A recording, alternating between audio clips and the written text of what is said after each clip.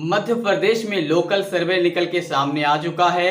इस सर्वे को देखने के बाद आप 100% अनुमान लगा सकते हैं कि इस बार मध्य प्रदेश में किसकी सरकार बनेगी और किसकी सरकार जाएगी। सबसे पहले आप लोग को हम बता दें, अभी राहुल गांधी भी अपना अनाउंसमेंट कर चुके हैं। राहुल गांधी भी मध्य प्रदेश के लिए वादे कर चुके हैं, अपना घोषणा कर चुके हैं। इसी बीच हमारे देश के प्रधानमंत्री, भारतीय जनता पार्टी के मुखिया, देश के प्रधानमंत्री नरेंद्र मोदी भी मध्य प्रदेश के लिए घोषणा कर चुके हैं, वादे कर चुके हैं। इन सारे वादों के बीच अभी जो वहां के लोकल सर्वे निकल के सामने आया है, ये सर्वे बहुत ही ज्यादा चौंकाने वाला है और भारतीय जनता पार्टी के लिए चिंता का सबब है। वहां के जो शिवराज सिंह चौहान जो सरकार चला रहे हैं, उनके खास करके माथे पे बिल्कुल कोई भी खुशी का लहर नहीं है, क्योंकि जो सर्वे आया है ना, ये सर्वे बहुत ही ज्यादा रॉन्ग सर्वे, खास करके लिए भारतीय जनता पार्टी के लिए। खुद भी एक सर्वे कराए हैं और खास करके लोकल सर्वे भी आए हैं। दोनों सर्वे हम आपको दिखाने वाले हैं। इस सर्वे को देखने के बाद आप खुद कहेंगे कि भारतीय जनता पार्टी इस बार कहां पे रहने वाली है और कांग्रेस कहां पे रहने वाली है। चलिए सबसे पहले हम बात कर लेते हैं ग्वालियर की। ग्वालियर में 6 सीट है। यहां पे बहुत ही ज्यादा हाई टाइट मैच है, 3-3 सीट जा सकता है। उसके बाद भोपाल हमेशा भारतीय जनता पार्टी का गढ़ माना जाता है, लेकिन इस बार भारतीय जनता पार्टी वहां पे फिसल रहे हैं। 7 सीट में 3 सीट जीत रहे हैं और कांग्रेस यहां पे बाजी मार रहे हैं, 4 सीट जीत रहे हैं। अगर हम बालाघाट की बात कर लें तो बालाघाट में कांग्रेस की दबदबा ज्यादा है। इस बार कांग्रेस यहां पे 6 के सीट जीत सकते हैं। जबलपुर की अगर बात कर ली जाए, जबलपुर में 8 सीट है। 8 सीट में से 2 सीट जो है यहाँ पे भारतीय जनता पार्टी को आएंगे और 6 सीट जा सकता है कांग्रेस को। अगर हम रतलाम की बात कर लें, 5 सीट है। रतलाम में कांग्रेस ऐसे भी हाई टाइट है, मतलब वहां पे मजबूत है, तो वहां पे भारतीय जनता पार्टी का नहीं चलने वाला, 5 सीट कांग्रेस को जाएंगे। इंदौर की अगर बात कर ले तो इंदौर में 9 सीट है, जिसमें 6 सीट भारतीय जनता पार्टी को, कांग्रेस को यहाँ पे 3 सीट जा सकता है, क्योंकि इंदौर में कांग्रेस कमजोर है। गुना में फिर यहाँ पे उल्टा है, गुना में कांग्रेस यहाँ पे मजबूत हो गया। इस बार जो सर्वे निकल के आया है ये चौंकाने वाला है, हालांकि इससे पहले नहीं था।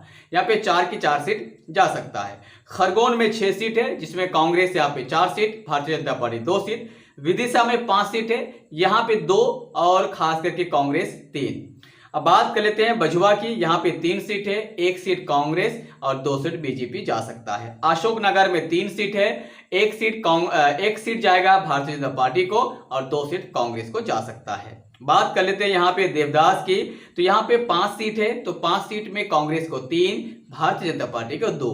उसके बाद यहाँ पे घाट का खास करके सर्वे निकल के आया है। घाट की अगर बात की जाए तो यहाँ पे 7 सीट है, 7 में 4 कांग्रेस, 3 भारतीय जनता पार्टी। और एक बात करते हैं कि यहाँ पे सतना की अगर बात कर लें तो सतना में हाई टाइट मैच है, फिर भी कांग्रेस यहाँ में 4 seat, Bharatiya Janata party 2 seat और 1 वहां पे निर्दलीय को देता हुआ नजर आ रहा है।